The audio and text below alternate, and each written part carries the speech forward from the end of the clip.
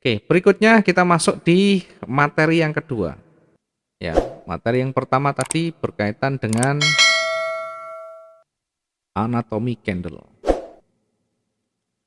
Anatomi candlestick. Yang kedua berkaitan dengan pola candle ya. Apa pola candle ini? Pola candle ini adalah salah satu bentuk candlestick yang memberikan informasi, setidaknya memberikan atau merefleksikan gambaran atau menggambarkan pelaku pasar yang ada di sana. Apakah itu buyer ataukah seller? Ya, menunjukkan pelaku pasar di sana. Ya, bagaimana psikologi pasar. Di dalam pola candle selalu berulang-ulang ya. Ada banyak teori yang kita ambil ya. Yang utama kita ambil dari eh, intinya atau dari puncak ilmu candlestick yang berasal dari seorang pengusaha yang berasal dari Jepang, namanya Monehisa Homa. Ini adalah orang yang pertama kali menggunakan candle untuk menganalisa harga beras yang ada di pasar di sana.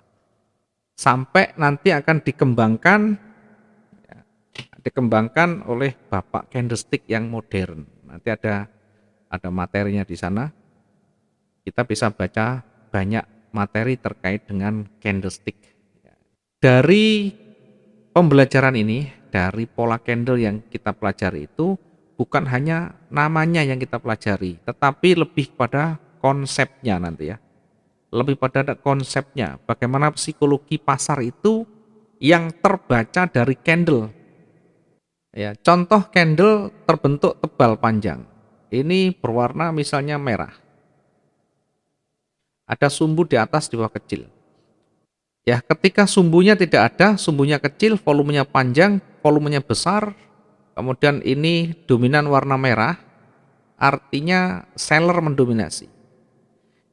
Yang berarti momentum seller itu makin kuat atau power dari seller makin kuat. Momentum seller itu kuat. Apapun kondisi pasar, baik itu ada news, baik itu tidak ada news, maka pelaku pasar atau psikologi pasar itu bisa kita baca dari candlestick. Maka ilmu yang paling tua adalah ilmu candlestick. Indikator itu menyusul. Ya, dari candlestick ini ketemu market mau ada news berdampak besar menguatkan US dollar, nanti akan ketemu. Oh ini US dollar menguat, maka dia akan muncul pergerakan arah yang menuju ke bawah kuat sekali.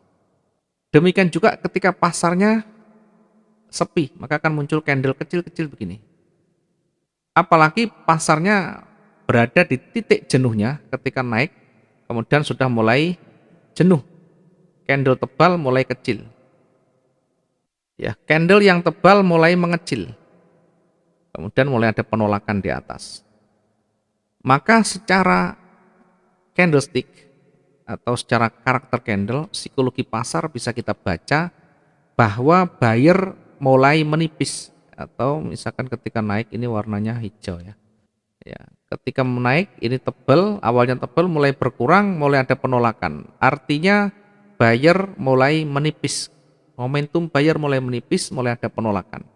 Maka di sini kita bisa melihat kondisi pasar. Oh, ternyata berada di titik level terendah, tertingginya atau berada di puncak jenuhnya. Sehingga berpotensi untuk kembali turun. Yang kita baca nanti bukan hanya pola candle, tetapi bagaimana psikologi pasar itu kita bisa baca dari candlestick yang terbentuk. Oke, kita mulai dari pola candlestick utama yang paling sering keluar atau sering muncul di sana. Ya, terkait dengan pola candlestick. Saya akan memberikan yang utama saja, tidak semuanya. Kalau pola candlestick semua itu banyak sekali. Banyak sekali. Bahkan kalau kita hafal apalagi tentu buat kita nanti tambah pusing, tidak tambah menguasai, bisa jadi tambah pusing. Maka saya gunakan pola candle yang sering muncul dan menjadi pola candle yang paling utama. Yang pertama dari pola candle yang utama itu kita bisa lihat dengan pola pembalikan atau pola candle pembalikan. Nanti ada dua, ada pembalikan, ada penerusan candle, ada pembalikan, ada penerusan. Pembalikan candle ini artinya, candle pembalikan ini artinya untuk mengetahui market itu akan lanjut atau berbalik begini. Soalnya banyak sekali terjadi atau banyak sekali teman-teman selalu bertanya, ini marketnya masih lanjut atau turun? Kenapa seperti itu? Karena tidak memahami ciri-ciri candle mau lanjut itu apa, ciri-ciri candle mau turun itu apa.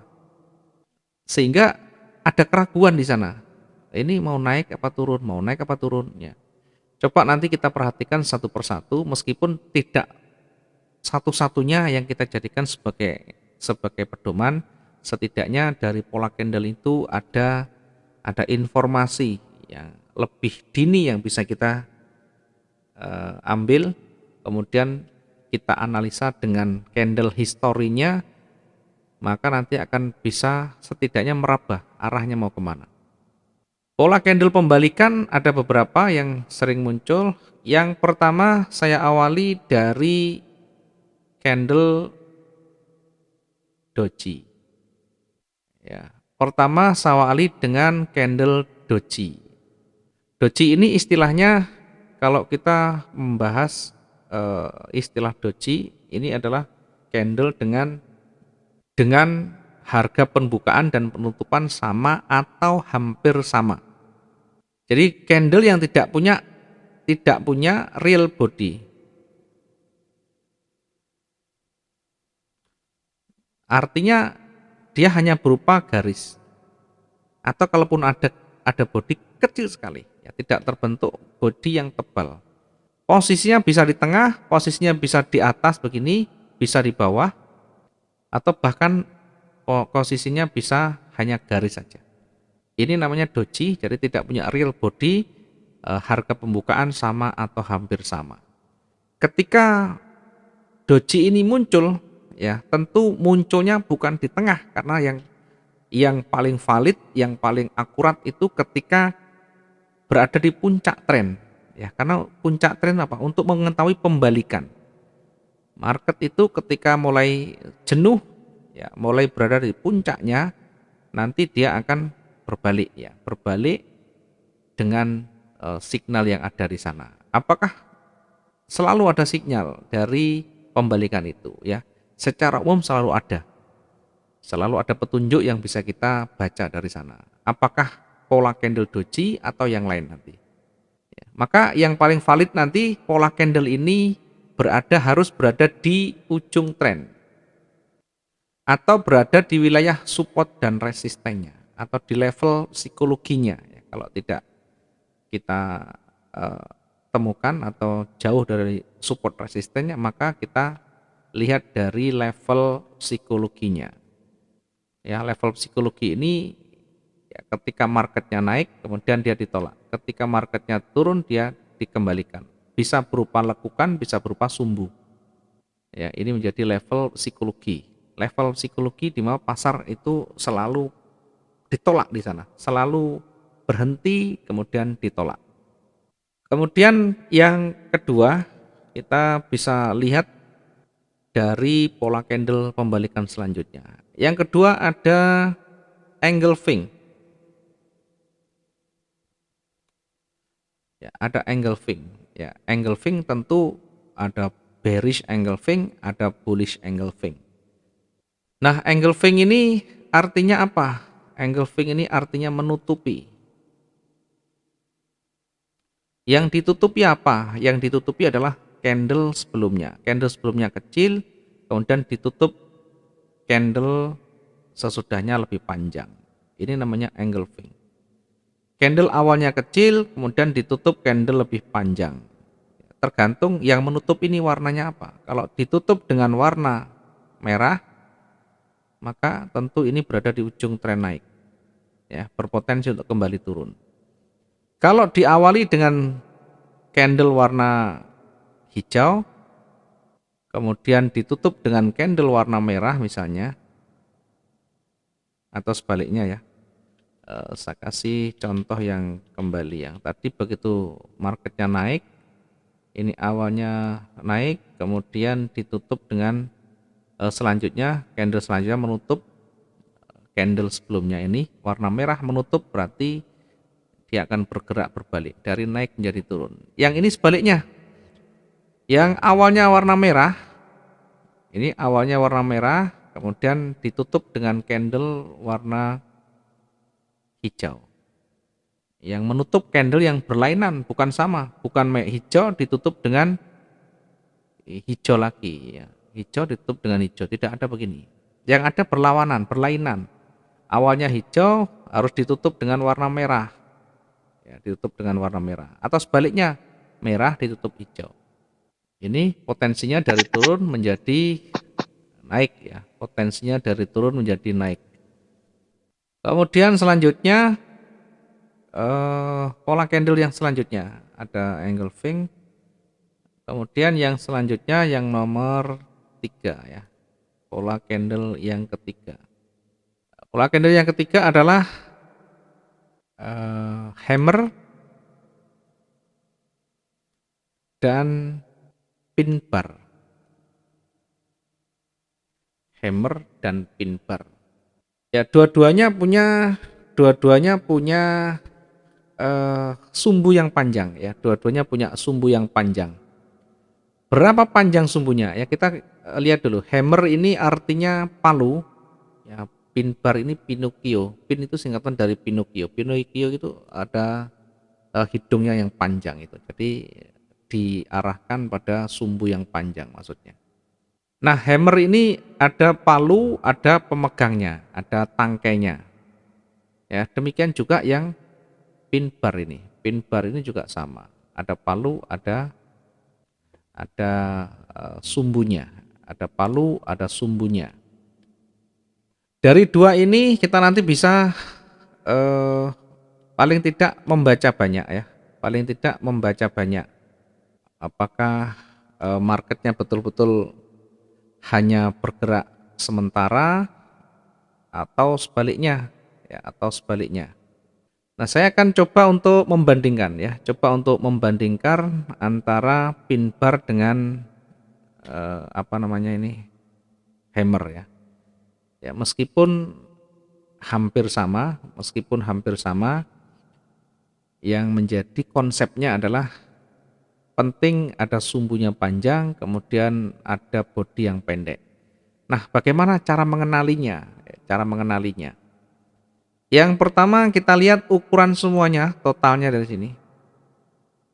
Kemudian volumenya ini minimal sepertiganya. Demikian juga yang pin bar, ada volume, ada sumbunya. Ada volume, ada sumbunya. Total semuanya dari high dan low-nya, sumbunya minimal sepertiganya. Ya, artinya keseluruhan itu sumbunya, bodinya maksud saya itu sepertiga dari keseluruhan. Ya, posisinya bagaimana posisinya? Nah, karena ini hammer maka berada di ujung tren turun. Karena ini hammer maka dia berada di ujung tren turun. Ya, ini pun sama, berada di ujung tren turun. Maka potensi berikutnya market itu berpeluang naik. Ya, berpeluang reversal dari turun menjadi naik. Maka diingat-ingat ada pola candle pembalikan. Ya, ketika market itu naik, kita lihat ciri-cirinya, adakah di puncaknya itu candle pembalikan. Ya, bukan market masih jalan, Pak itu pembalikan Pak. Ya, padahal sudah baru begini jalan, masih jalan running.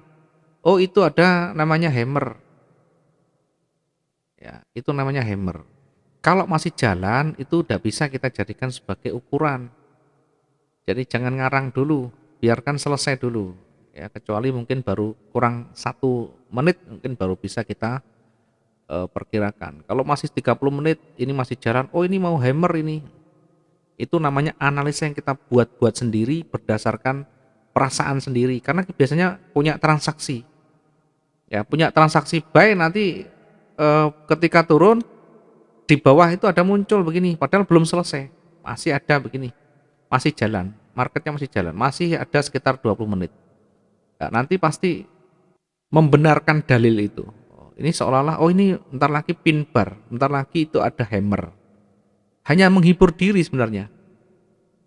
Ya, tidak menggunakan rasionya, tidak menggunakan akal sehatnya. Ini masih jalan, belum selesai. Hanya karena kita punya buyer, ya, nanti akan kita bela, biasanya begitu.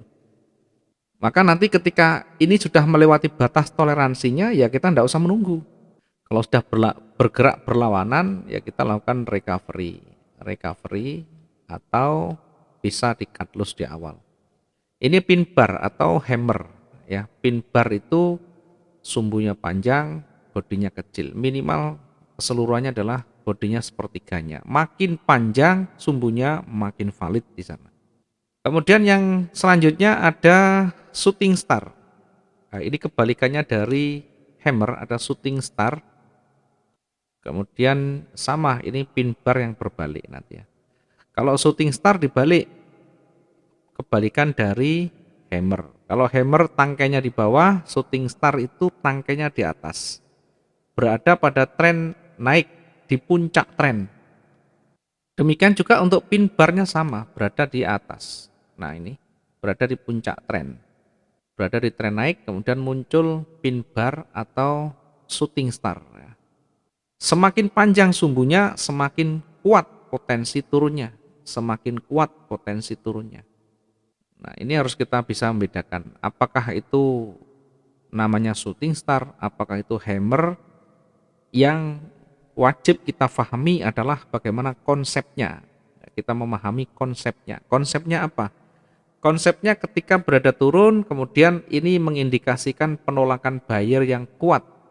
Ya, market ketika berada di puncaknya, berada di support, kemudian muncul petunjuk, muncul pola candle, penolakan penolakan buyer yang panjang, itu mengindikasikan seller itu sudah berat untuk turun kembali karena ditolak oleh buyer. Demikian juga ketika naik di puncaknya berat, ya, sehingga berada di ujungnya berpeluang berada di ujungnya ditolak oleh seller. Semakin panjang penolakan di atas, semakin besar pula peluang untuk kembali turun. Ini adalah hammer, shooting star, dan pin bar. Nah, pin bar juga demikian juga, ada pin bar, ada hammer, itu yang ada yang terkonfirmasi, ada yang tidak. Yang terkonfirmasi itu seperti ini, tren turun, kemudian ada pin bar, ada hammer di bawah. Ini katakanlah warnanya sudah berubah menjadi warna hijau. Nah, setelah warna hijau ini logikanya untuk memperkuat atau untuk konfirmatornya muncul di sana candle warna hijau berikutnya. Ini tidak peduli yang ini warnanya hijau atau merah, itu tidak peduli. Yang penting berada di puncak, di bawah atau di lembahnya, kemudian muncul hammer atau pin bar. Kemudian dikonfirmasi dengan candle warna hijau di sini. Nah, muncul begini. Ini adalah pin bar atau hammer yang terkonfirmasi. Nah, apakah ada yang tidak terkonfirmasi? Ada nanti. Jadi ini sudah muncul, kemudian berikutnya candlenya jadi merah kembali. Nah, ini namanya candle atau pola pin bar, pola hammer yang tidak terkonfirmasi. Maka seperti ini hati-hati. Ini bisa berpeluang kembali turun nanti. Ya, kalau terkonfirmasi makin kuat. Ya. Setidaknya dari pola candle ini ya tetap kita bisa jadikan petunjuk awal. Ini ada peluang untuk berbalik. Sedangkan ketika sudah entry di sana, misalkan buy, marketnya turun, maka kita gunakan risk management. Tidak usah takut. Ya, di dalam satu bisnis selalu ada resiko, dan resiko itu yang paling penting kita minimalkan ya. Kita minimalkan, jangan takut dengan resiko, tapi belajarlah banyak dari resiko itu. Semakin banyak belajar kita dengan resiko, semakin kuat mental kita, semakin kuat ya, kemampuan kita menghadapi resikonya. Sehingga marketnya ketika naik maupun turun tidak menjadi masalah. Yang penting kita sudah punya dasar untuk entry. Dasar entry itu apa? Ya, misalkan dengan pola candle, ya kita sudah kukui. Ini sudah ketemu, kita muncul ada pin bar atau hammer, shooting star kita masuk. Nah, sedangkan ketika masuk ternyata turun, ya kita batasi kerugian itu. Jangan dipikir ketika pola candle itu muncul 100% mutlak benar, tidak ada.